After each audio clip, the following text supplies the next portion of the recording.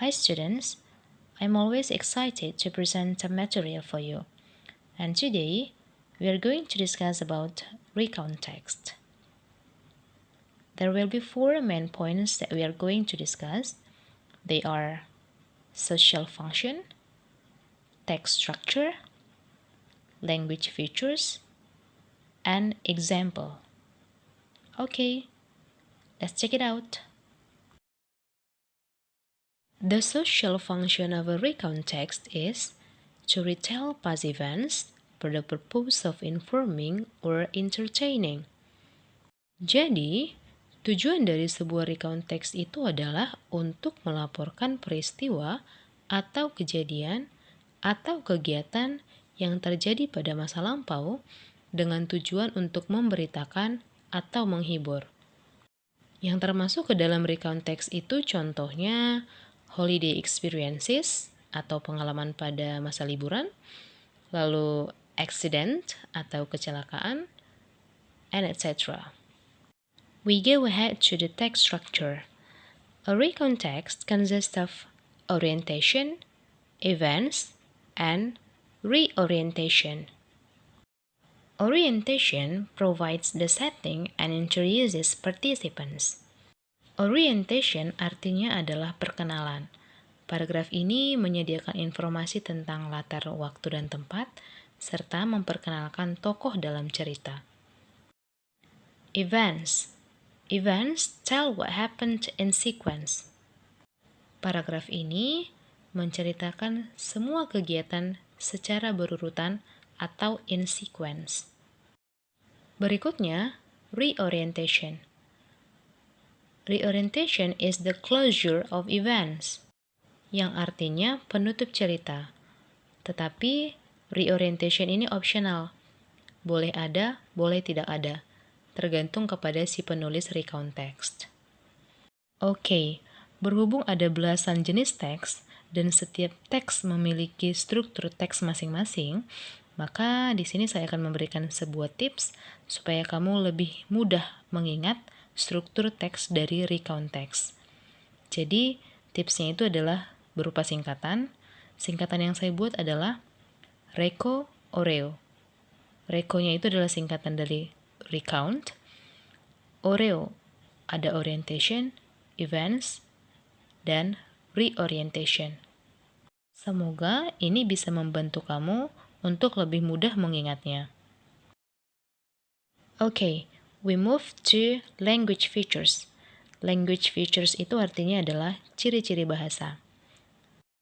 Ciri-ciri bahasa dari recount text yang pertama adalah simple past tense. Tahu simple past tense kan? Ya, simple past tense itu adalah kalimat yang menyatakan kejadian yang dilakukan pada masa lampau. Tadi recount text itu kan menceritakan kejadian pada masa lampau. That's why we use simple past tense in recount text. Kita bahas sekilas tentang simple past tense ya, supaya kamu ingat lagi. Nah, untuk verbal sentence, simple past tense itu menggunakan verb to. Contoh kalimatnya, we went to a museum last week. Perhatikan ada kata went. Went itu adalah verb to dari go. Lalu, untuk nominal sentence, ada to be, was, and were. For example, we were very happy. Ciri bahasa yang kedua adalah penggunaan action verbs. Action verbs itu adalah kata kerja aksi. For example, studied, belajar, slept, tidur, ate, makan, and etc. Ciri bahasa yang ketiga adalah penggunaan adjectives. Tahu adjectives kan? Yes, very good. Adjectives itu adalah kata sifat. Adjectives digunakan untuk menerangkan nouns atau kata benda. Contohnya, wonderful, interesting, big, and many more. Berikut ini saya berikan sebuah contoh recount text untuk kalian. I will read aloud for you. Last holiday, my brother and I visited our grandpa. It was in Jepara. There, we went fishing. Early in the morning, We sat by the lake when we had unpleasant surprise.